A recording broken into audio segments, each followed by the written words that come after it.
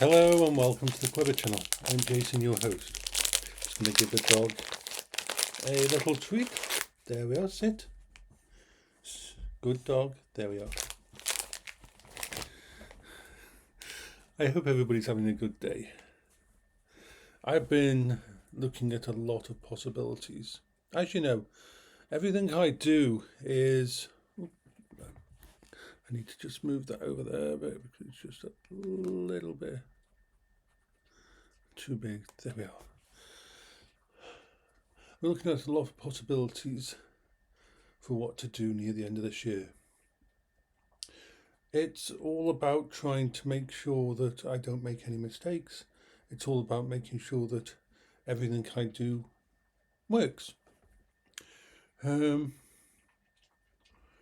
I have multiple options when it comes to travel outside the house, and I've got to pick the right one. After our discussion yesterday, and I remembered what I used to do, because I used to fucking love going out on a mountain bike. I adored mountain bike. It was probably my first mobile safe space. Putting that helmet on and mirror shade glasses on so people couldn't see my eyes, and the face guard that covered my mouth made me feel safe, even though I was around other people. It doesn't bother me what I look like. It was the fact that nobody could actually see my face or my eyes. Because even back then, I always second guess myself about actually. Oh, just kidding, I think. I always second guess myself about how to respond to people. Whenever people used to say hello to me, and it always seemed so easy to them.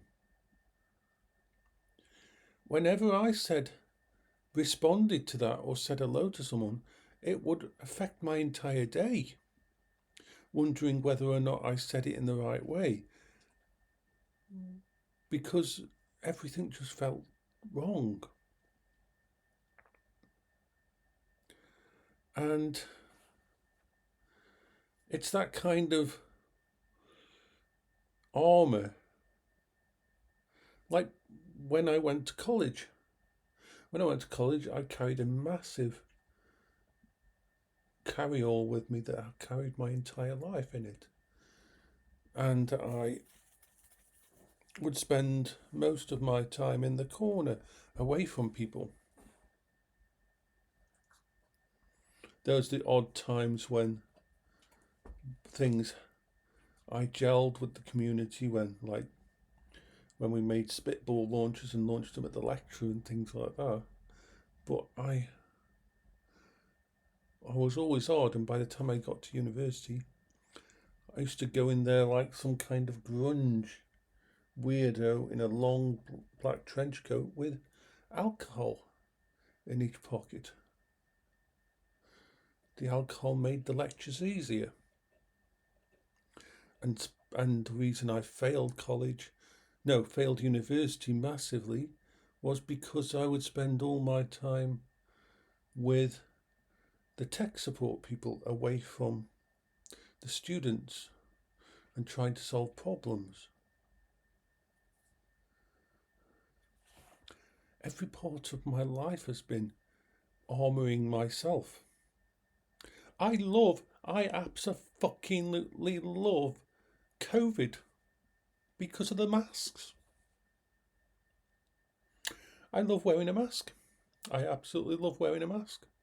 Because when a mask's on, people can't see my face, can't see my mouth, don't know. I sometimes don't know whether or not I'm supposed to smile or look sad or just look normal, or how do your lips look normal? And when you start thinking about how to smile, and are you supposed to smile? What the masks from COVID and that. I don't I'd say 5% of my wearing a mask when I go to hospital or the doctors is because I don't want to catch something, and 95% is because it covers my face. It's armour. And so going onto an e-trike, I would not trust myself on an e-bike. See, the problem, the good thing about a mobility scooter and the good thing about an e-trike is they're stable enough that if I get distracted by something, it won't fall over.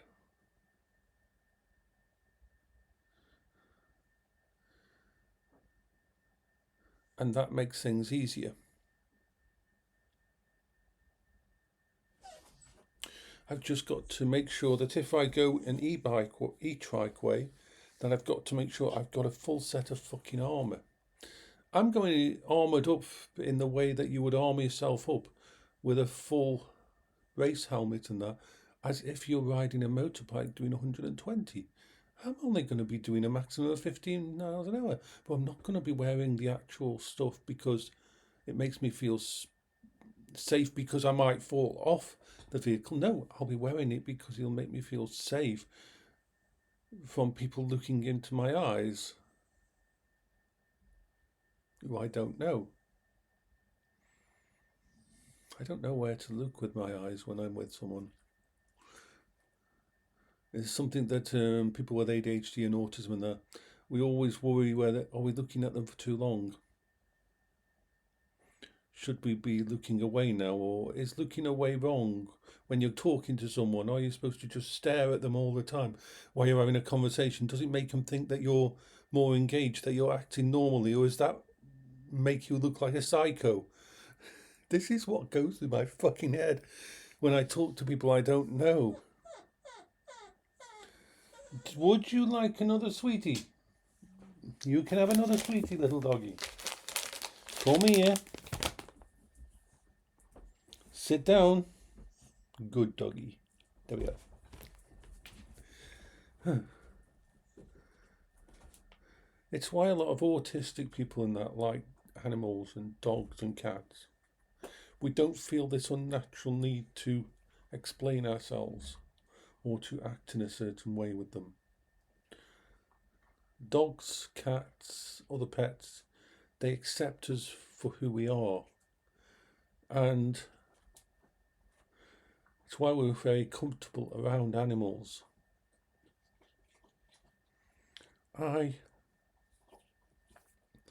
Everything, change is bad. Change is fucking bad, as you can tell. The fact that I'm going to have to do all these changes soon is a good thing because it'll be refreshing all my stuff, and I know I need to do that. But at the same time, it's, oh God, everything I want to stay the same and not have changes. And then I need to be objective enough to look at myself and say, okay, are you saying you don't want to do this specific thing or to try this specific thing because it's not right for you, or because that side of your brain that hates change is interfering? That's why I talk to my friends on Discord and discuss it all with them and get their opinions. Because, and even their opinions, my brain will rage against at the moment, but later on it'll just, what they've said will stick with me, and I will think about it because I trust these people and their ideas are always usually good and they care about me.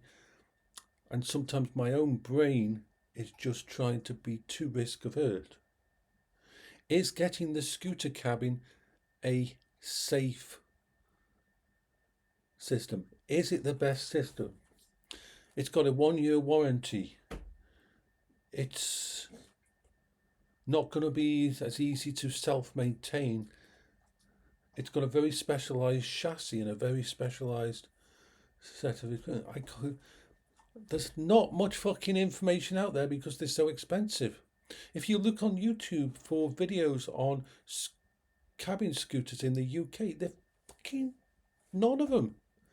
No one's got one and done videos about it and done deep dives on them. There's no reviews outside of the actual companies. They're a niche product of a niche product. They look fantastic. The company behind them are wonderful. But, and the parts of me that actually loves the idea of the scooter cabin because of how enclosed it is and safe it is. But is that a good thing? Is it good that I'm isolating myself? Isn't one of the points of leaving the house to not isolate myself, to be around other people, even though it's exhausting?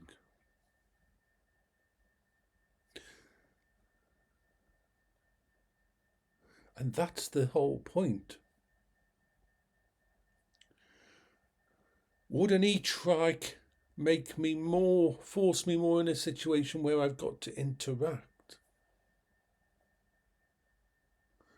Would it break down a barrier? And would I be able to handle that breakdown barrier? Would I be able to handle being on the road with it?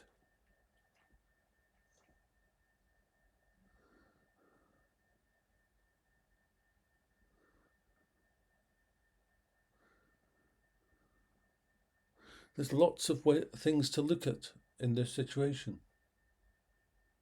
See, Pride have come out with a new mobility scooter.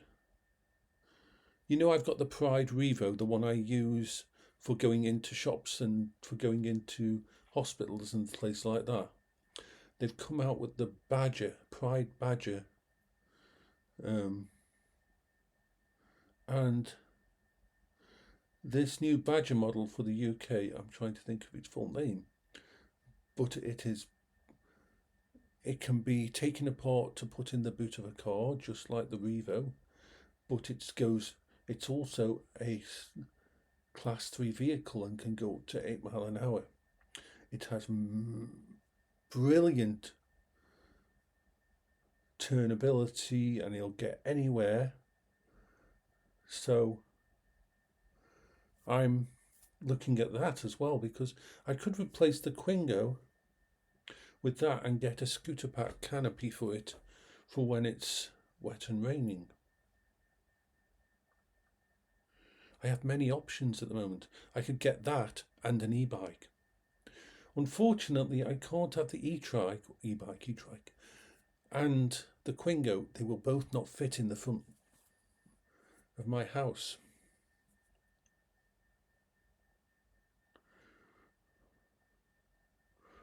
The e-trike could be a way of pushing my brain, but would it be pushing it too far? This is all of the stuff that I've got to put my brain through to think about it all.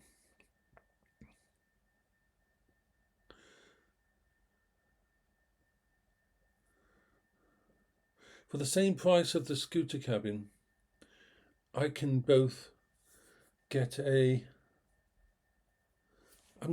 it's bothering me now. I can't remember. It's actually part.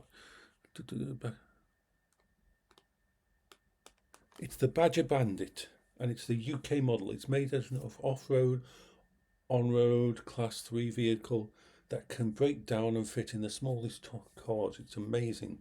It's like an upgrade of every part of the Pride Revo.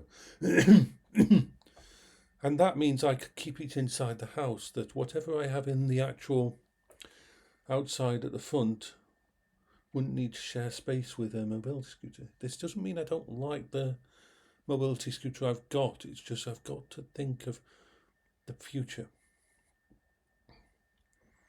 And as my friend said, a e-trike would give me ability to go so much further if I wanted to. And I could easily fix a walking stick holder to the e-trike so that I could get off it and go into shops. Because we know using a walking stick helps ground me And so I could go places that I would never even think of going.